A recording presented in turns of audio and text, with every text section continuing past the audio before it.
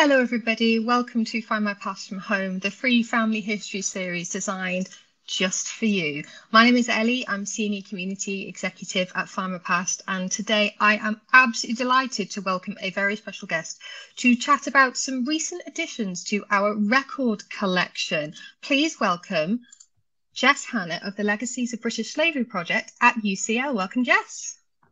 Thank you. It's great to have you here. We touched on these new records last week in Friday's Live, and I did say at the time to our lovely community that we would be having an expert on to look at these records in more detail. So I'm very, very excited about today. So thank you so much for agreeing to come on Find My Past from Home and chat to our wonderful community members. Thank you so much. Thank you.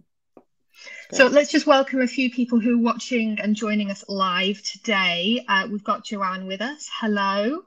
We've got Gina from a rainy Lincolnshire. Ellen's joining us from the United States. I think you are in the States, aren't you, Ellen? Large cup of coffee and egg sandwich in hand. Marvellous.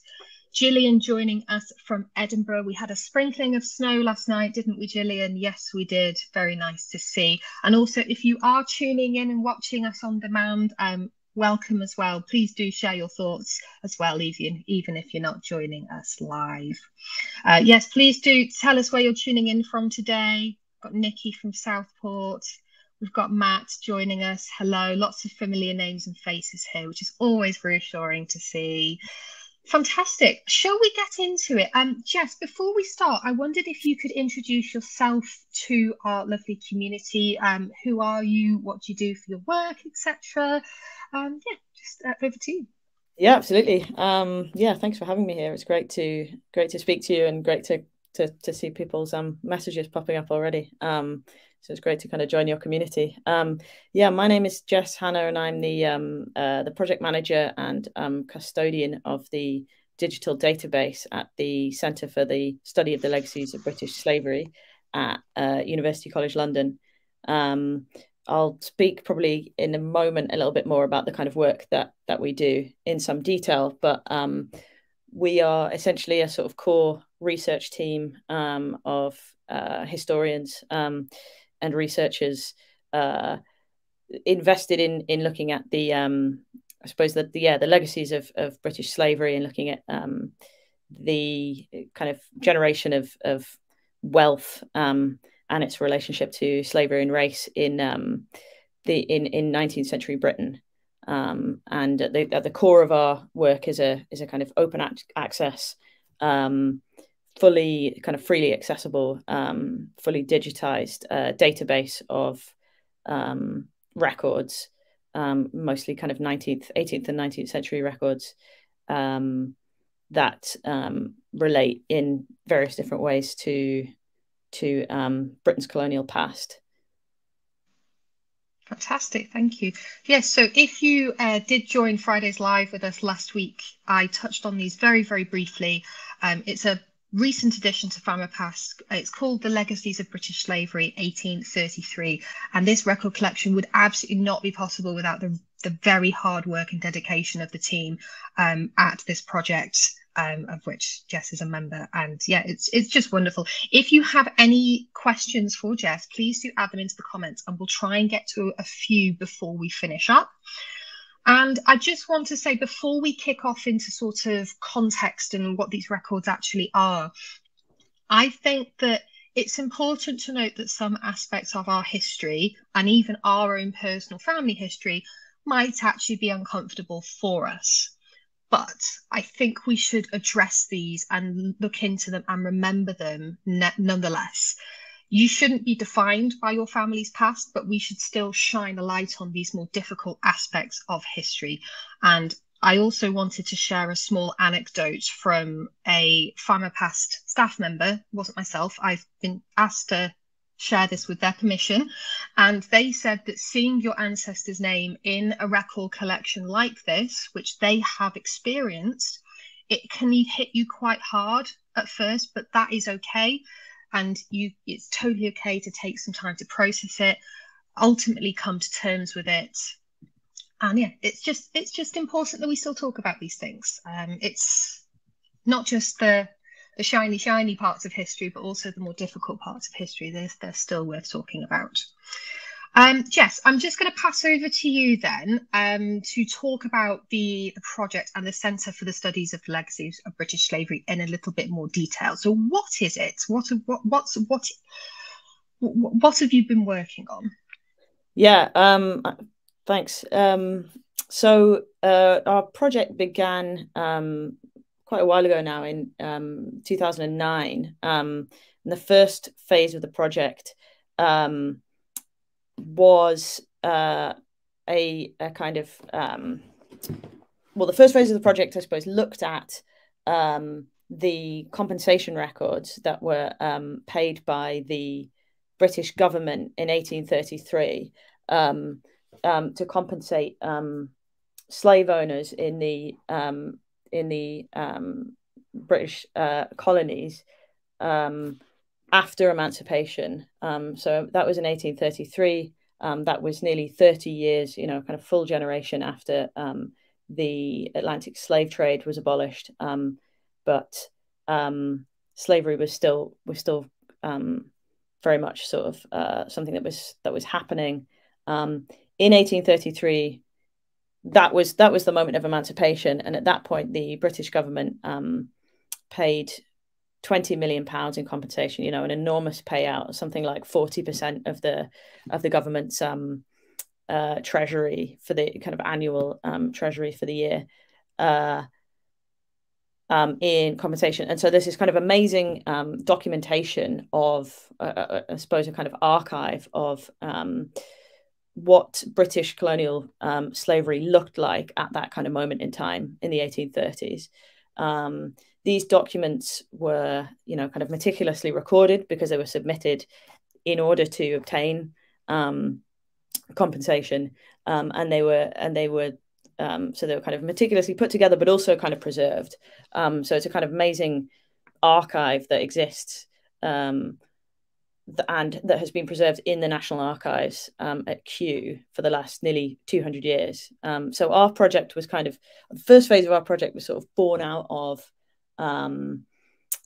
thinking about how we might use those kind of that amazing resource of those records, make them much more kind of publicly available and accessible to researchers or curators or genealogists or all kinds of people, with all kinds of different motivations, make them kind of publicly accessible. And also to our sort of primary focus was to kind of reinscribe the question of slavery into British history. And this was more than 10 years sort of before the summer of 2020. It was at a time when there felt a sort of real kind of need to kind of reinscribe that question into how we think about, how we kind of conceptualize what British history is, especially British history of the last several hundred years. So our project was kind of born out of that. A database was built to, as I mentioned before, to kind of house the materials that we found in the archives, and to make them kind of accessible and searchable, and so that people can kind of search them in a much more sort of I suppose kind of sophisticated way, right? So it's sort of more open to the records, kind of open to many more people than would be able to access them in person in the National Archives, but also analysis can be made on them in a much more kind of macro scale. So there's all kinds of ways that the records are sort of made more accessible for different kinds of projects, whether those are kind of very personal ancestral genealogical projects, or whether it's a kind of big scale kind of systemic analysis that people are doing. So the core of our project is a database that contains these records that give the identity of all the slave owners in British colonies at the time slavery ended in 1833. And the second phase of our project was a kind of backtracking to trace all the estates in the British Caribbean colonies from around the 1760s up until emancipation in the 1830s. So those are the kind of two primary phases of our project. It's the records started out with around 40,000 individuals in its kind of first phase, and since then we've added more than 20,000 more. So the database that we have now and the records that we have kind of relate to more than 62,000 individuals, I think. And the data that we have in those records, there's biographical data. This data is often kind of patchy or sometimes incomplete, or sometimes it's very rich. There are some individuals that we have all kinds of data for them. For example, names, family relationships, dates of birth and death, religion, education, politics, and details of wills. And some people, the information we have is much more scant. But those are the kind of two first sort of phases of the work that we do, and that the kind of database that forms the kind of center of our project. And from there, all kinds of work comes out of that. We kind of see this project as a kind of this history writing as a kind of reparatory history, as a kind of means of, as I've said, kind of reinscription of this kind of issue of slavery and making visible of this kind of issue of slavery. But our hope is that people will engage with these records and with the database and kind of build on that in all kinds of projects. We have engagements from everyone from academics to teachers and students and artists and professional genealogists, amateur historians, local historians, and people, including people looking at their own kind of family histories and reckoning with that past. It's an incredible resource, and you can tell. I was having to play around with it last week, and it is meticulously researched and put together. For anybody who's already had a look at these records on Findmypast, so basically it's just another way to search them on Findmypast.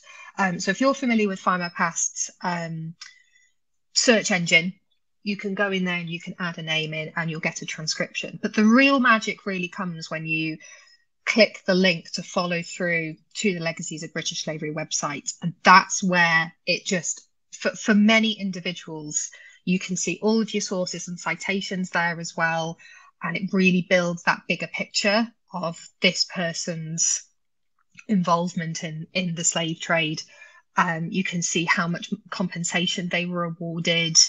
For example, how many enslaved persons they owned, or which plantations these were on, for example. It's incredible. And I wondered if we could just circle back to to a bit more of the context then around this compensation, because wasn't it something like £20 million? Is that the right figure? £20 million, yeah. That's a lot of money. I was also reading somewhere last week, and I don't know how accurate this is. Maybe you can clear this up for me. That loan that was taken out at the time to pay for this compensation by the British government, that actually wasn't officially paid off until quite recently. Is that correct? Yeah. I mean, it's hard. It's kind of mind-boggling, the sheer scale of that amount of money. The estimates vary depending on how you kind of calculate the difference between the kind of value of money in different periods. But one estimate is that is equivalent to, that 20 million is equivalent to something like nearly 17 billion pounds in today's money. So it's just a really kind of staggering amount of money that kind of illuminates, the kind of centrality, I suppose, of colonial slavery in in kind of British history of the 18th and 19th century. And that sheer kind of volume of kind of money and capital is, given its kind of enormous size, it's, I suppose that kind of sheds light on the ways that one thing that we're kind of very kind of committed to doing and interested in doing and interested in kind of facilitating other people doing is looking at the way, is that kind of question of legacy. And there's lots of different ways you could think about what the legacy of slavery might be. And one of them is to think about tracing, the way that wealth has moved around in, or kind of stayed in, or influenced, or been built on in the last couple of 100 years. The way that those kind of enormous sums of money might be kind of traced through, sort of inheritance and influence and kind of family connections or professional connections, or sort of anything from buildings to artworks to businesses, in the last kind of few hundred years. I believe off the top of my head, and you can correct me if I'm wrong, but there's places like Penrhyn Castle in Wales who are quite upfront about the connection with slavery. And then you've also got, so I can't remember specific ones off the top of my head, but certain mills as well are quite upfront about it. And I just think that's a good thing. Like, just acknowledge it. Yeah, absolutely. And I think one thing that we kind of hope to bring out in the kind of work that we do is to kind of shed light on something that has been kind of rendered invisible, something that is kind of very significant, but has, for various kind of contributing reasons, was, around which there was a kind of enormous silence. And so what we're kind of hoping is that the kind of public accessibility of these records and the kind of searchability and the way that they're not sort of hidden away and inaccessible means that there can be more kind of conversation on these, more light can be shed on the different, whether it's a kind of an institution, like you say, like a castle or a mill or a business or a stately home or something, or a kind of family dynasty, whatever it is, that the records might, illuminate some of that past and kind of shed light on something that has sort of been made invisible, or that has not necessarily been acknowledged. And then, as you say, then there's all kinds of opportunity to thinking about, okay, what do we do with that information? Do we, how do we build on that in terms of education, whether it's education in schools, whether it's a kind of education through kind of public history initiatives or museum initiatives, whether it's, like you say, the kind of acknowledgement that any kind of institution could do when it kind of looks into that past. So there's no kind of specific prescription for how any individual or organization or kind of state should respond to that information, but it's that there is this sort of, again, it's this kind of reinscribing of this question and kind of bringing it to light, that we're kind of interested in pursuing.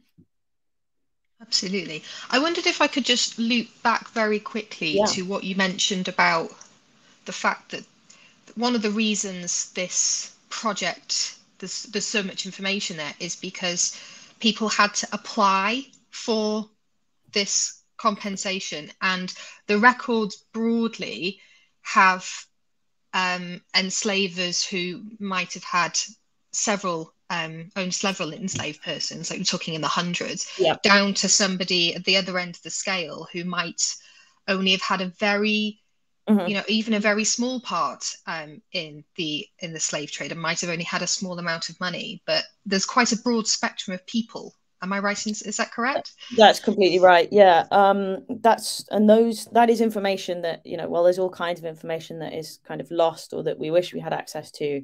It's great you mentioned that, because that is information that we do have access to. The records show, like I say, kind of quite meticulously sort of document the kind of the sort of precise state of what slavery looked like in the 1830s. And as you say, in order to make a compensation claim, there had to be this kind of documentation. So the records show explicitly the exact sum that applicants were granted, including the number of enslaved people that were understood as, or that were considered as like part of that estate, that were treated as kind of property of those people making those claims. And you're absolutely right that there's an enormous range there. There are lots of people in the database to whom, or claims in the database, compensation claims for one enslaved person, for example. There are also plenty of claims in the database that relate to several hundred enslaved people, and so the amounts of money vary very widely as well. So yeah, I mean, I think your point makes me think of another one, which is that this is sort of raises the question of which I imagine some of your kind of viewers and listeners are obviously sort of interested in these questions of what is sort of preserved and archived, and what is lost, or what is kind of neglected or kind of missed in that sort of archiving and preservation process. And it's there are obvious reasons why these records, which do shed a lot of light on kind of British history. But precisely these records are the ones that have endured, that were made in the first place, and that have been kept. When it comes to enslaved people themselves, the records are sort of inevitably much more scant and limited, and often absent. I noticed that in the comments, Karen mentions one of these, then this kind of brings me on to a point about our the third phase of our project, and which is a kind of current phase. Karen mentions the former British colonial dependencies, the slave registers of 1813 to 1834. It's good. It's great that you mentioned that. Oh yeah, thank you for highlighting that. Those registers are something that we're working with a great deal now. In particular, where the phase of our project is very much kind of centering enslaved people in the Caribbean. These registers that Karen mentions are a really useful resource as well, in that there are 3 times a year on most in most Caribbean colonies and most estates in those colonies, registers of enslaved people were produced between 1813 and 1834. So the kind of current phase of our project is really kind of invested in thinking about how we can link that resource, which is, although limited, it is a remarkably kind of rich resource for giving us information about the lives and the kind of existence of enslaved people. We're kind of working on kind of systematically linking that data to the data that we already have in our database. Our database is sort of, we think of it as a kind of living archive, something that is sort of dynamic, in that we're always kind of building to it. We take on a lot of contributions from researchers of all kinds, again, genealogists, independent researchers, professional academics, students and teachers, we're always kind of building on the information that we have and kind of adding to the archive. So although the project began nearly 15 years ago, founded primarily in the compensation records, the records that we have now actually there are many more records than those. We have information about another 20,000 people, and we're kind of systematically kind of building on the information that we have to add this information and link it to these registers that give us more data about enslaved people. Well, I will watch with interest as to the work that your good selves will be doing over the next few years. I'm very excited to see where that goes. We've already touched upon what you can find in this incredible database, such as the amount of compensation that was awarded, if it was awarded or not. I haven't seen any instances yet of whether they were not awarded the compensation they claimed for. But is there anything we've missed that we've not talked about already that this database and these records cover? What else could anybody searching them find within? Yeah, there's I would recommend that everybody browse the database, because it really is a sort of rich source of all kinds of information. There are these,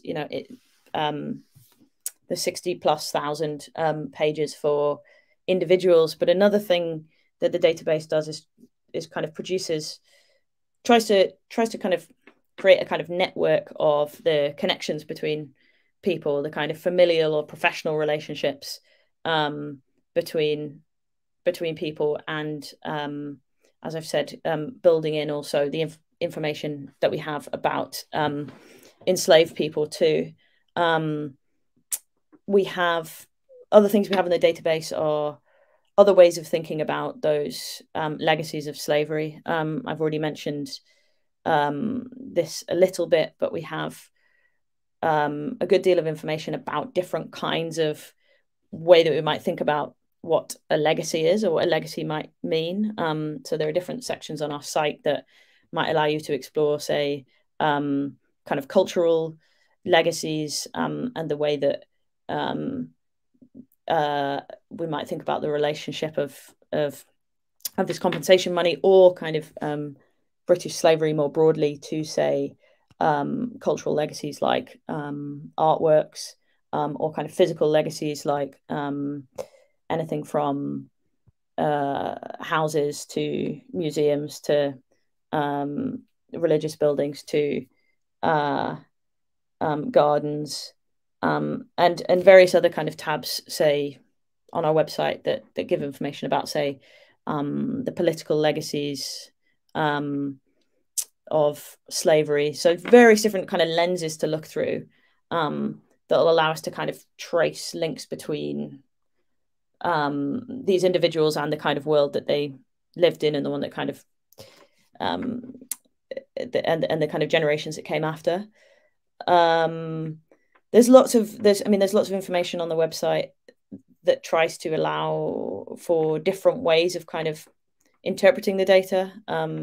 We've got some sections that give a sense of what of how we might map different areas. We have a kind of mapping section that gives a kind of visual rendering of, say, we have a very kind of detailed map of Jamaica, for example, that kind of pinpoints different estates in the 19th century. That means that you can kind of look at the kind of actual kind of physical material geography of the place and get a sense of the proximity of estates and the way that there might be connections between people because of a kind of close geographical connection.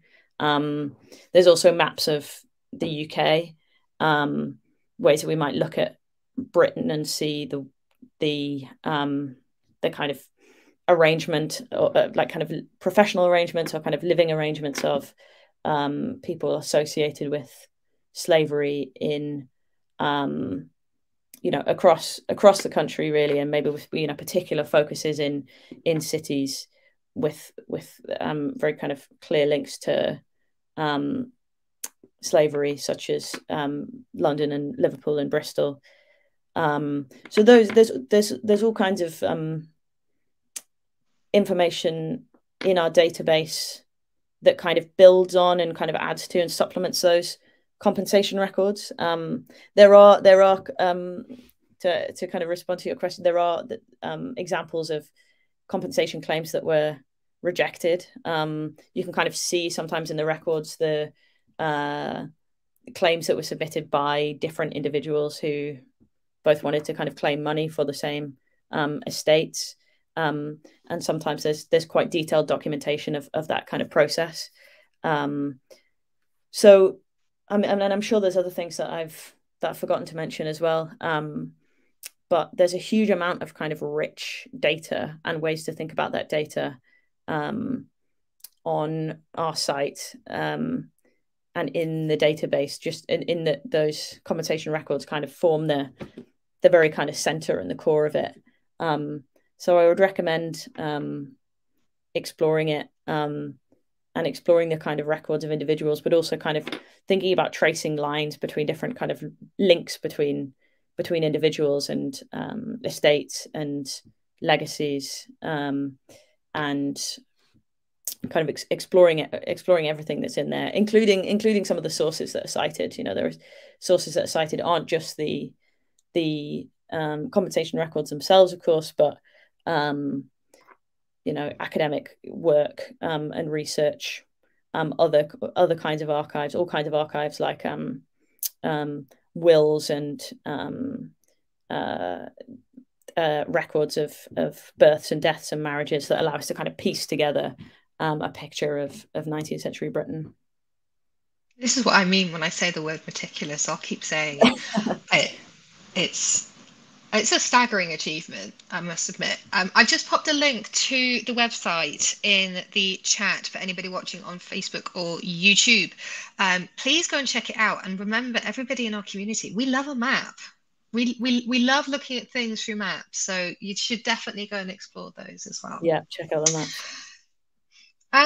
So the other thing I wanted to ask, if anybody is particularly interested in not just this sort of period of history, but also around the events which took place around the abolition of slavery and also the awarding of this compensation, what other resources or books would you recommend any for anybody interested at all? Yeah, I mean, I would say probably the best place to start would be our website. Thank you for sharing the link to that. It's ucl.ac.uk/LBS. The site contains lots of links to other resources and kind of collaborative projects or related projects that we don't kind of work with, but who do kind of similar work to us. So we have a page or a couple of different pages on our website that gives details of other, whether it's other kind of digital initiatives, like slavevoyages.org is a really good one, that kind of compiles records of the transatlantic slave trade. Also our own project book called Legacies of British Slave Ownership gives a very kind of detailed description of a lot of the a much more detailed kind of description of the compensation claims and its context and questions of legacy than I've just given now. That's our own project book, Legacies of British Slave Ownership, which was published in 2016. There's some links to that on our website as well. So I would say look on there and just kind of explore some of the other resources and the kind of the projects that we link to, or the resources we link to. Another place to look is even just in the sources. If you look on the individual pages for our within the database, there'll be various bits of biographical information about an individual, and then underneath there will be a list of sources. So I would always kind of recommend researchers to look at that list and kind of follow those links, whether it's to sometimes it's directly to the archival source, but sometimes it's to other kinds of research, whether it's to genealogy websites, or whether it's to academic papers, all kinds of resources there kind of embedded in the records that we've published. It's the citations are very good. I was exploring some of those the other day. Do you mind if we touch on a couple of questions, Jess? That'd be great. Great. Okay. I did spot a few. We probably won't get to all of them. Question from Daphne: were any of the French involved in slavery? I wondered whether you could touch on that at all. Yes. Yeah. There was big French involvement in colonial slavery. I mean, the work that we do is focused specifically on Britain's, specifically a kind of British metropolitan. That's, I suppose, our project sort of came out of work by historians of the British 19th century metropole, and so our focus has inevitably been specifically British colonies, predominantly in the Caribbean, but there is there's all of these things are inevitably all of looking at all the different kind of manifestations of colonial slavery. All these things are inevitably kind of overlapping and linked, and so there are, it's not precisely our area of focus, but there is all kinds of kind of complex overlap, and all kinds of like useful resources for those interested in colonies in related to other areas of the world, essentially. Yeah, fantastic. Okay. Question from Sandy, watching over on YouTube. How many of the British were enslaved? I don't know if you could touch on this at all. All were, in fact, enslavers. I know that's probably you won't be able to give an exact answer, but even just an estimate. Yeah. I'll refrain from saying a precise number in case my numbers are off. But I mean, the records that we have specifically from 1833 are relate to 40,000 individuals straight away. So at that moment in time, in 1833, more than 40,000 individuals in Britain received kind of compensation payment, and that is just a kind of snapshot moment in time, as well as is something that's really kind of worth bearing in mind. There are lots of individuals in our database who are related to slavery in kind of complex ways. Not every individual in the database is a slave owner, but may often have a kind of complex relationship to or will have some kind of relationship to slavery, which will be kind of clarified in the records themselves. But there are estimates. There are kind of varying estimates about the kind of the sort of influence that the colonial slavery and then the compensation records that we're focused on had in 19th century Britain. There are various estimates, I think, perhaps of something like 20% of wealth in Britain in kind of subsequent decades can be kind of fairly directly traced to specifically those payouts and those kind of compensation payments. I think that's a fair answer. And yes, we don't need to say specific numbers. I'm sure it's probably difficult to even give a specific number. Let's see if we've got time for one more. This isn't a question, but I do just want to pop this up anyway. This is from Moira. I found an enslaver who went to Trinidad and Tobago as a Royal Navy sailor and ended up owning the largest plantation and the most numbers of plantations. But at least when he came back to England, he left instructions that all slaves had to be freed and certain women had to be provided homes of their own. When I discovered this, I was shocked and disgusted, but it's history. It happened. I wish I could change it, but we can't rewrite it. I wish we could. But I think you've done exactly the right thing, Moira. You've acknowledged it, haven't you? And yeah, thank you so much for sharing that. I appreciate it. Okay, fantastic. I think that's coming to the end of everything I wanted to touch on today, Jess. Before we so we've done some questions and everything. Before we wrap up, just remember that if you want to go and have a look at these records and explore them for yourself, you can do it on Findmypast if you want, and you can see the transcriptions. But definitely check out the website link that I've popped in the comments. You will get so much more. You'll get all the citations and all the extra detail, plus extra resources, maps, and so on and so forth. Jess, before we wrap up, is there anything else that we haven't touched on that you think it's particularly important to mention, or that you'd just like to talk about?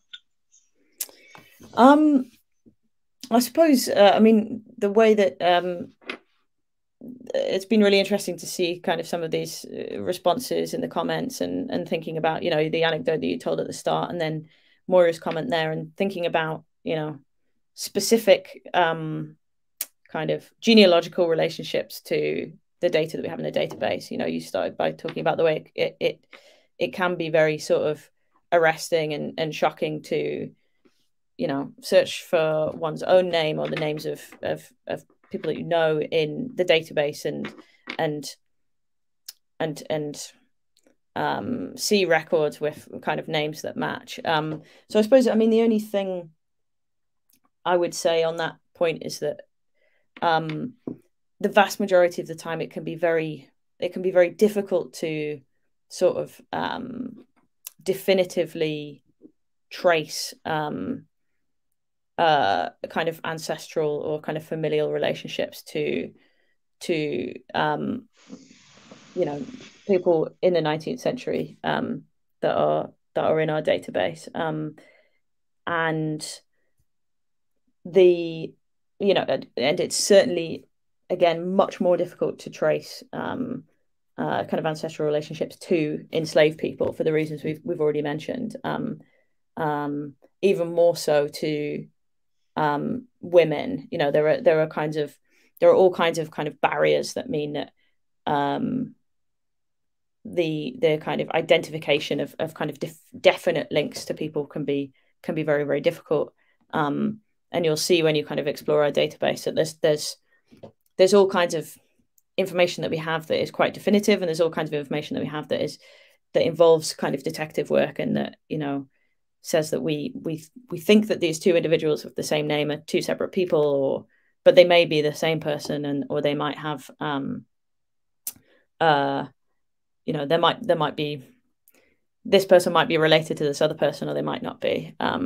So I suppose that's my kind of final point there, is that this information is there, and we want it to be kind of useful, and we want it to be useful for kind of building on in all kinds of areas, and that we do see it itself, that kind of history writing, as a kind of reparatory work, but also that the data is it can be sort of frustratingly scant or kind of ambiguous, and so we're always trying to kind of build on it. You know, we're trying to constantly kind of update and maintain and edit the database and add more information to make that data kind of richer or more precise, or more kind of illuminating or useful. So we don't necessarily think of it as a kind of static thing, or that the work has kind of been done by just kind of having these records transcribed and then put online, but that it's much more sort of it's kind of living and sort of organic in that way, and that we're constantly kind of building on connections. And we often have researchers contact us who say, you know, I got into this project by looking at the database, but then having looked at the database, I've managed to do much more kind of detailed research, you know, in a much more kind of detail than our core team, our kind of small team, would be able to do in one specific area. But then that researcher has uncovered information that we can then add to the database to supplement it. So it kind of creates this kind of positive cycle of research and the kind of creating of information and data. Absolutely. Yeah, fantastic. Everybody watching, I'm sure you will join me in thanking Jess and the team at UCL for this incredible resource and the work that they do, and long may it continue. Thank you everybody for joining us today. If you've joined us live, thank you very much. If you're watching on catch up, thank you very much for watching as well. Please feel free to keep leaving your thoughts, and definitely go and take a look at the website. This is utterly fantastic. And if you are watching us live, please come back and join us on Friday for Fridays Live, our regular Fridays catch up at the end of the week as well. So yeah, I think that's everything. I think I'll let you go, Jess, and everybody else. I hope you enjoy the rest of your day, and come back and join us again soon. Thank you very much. Bye bye.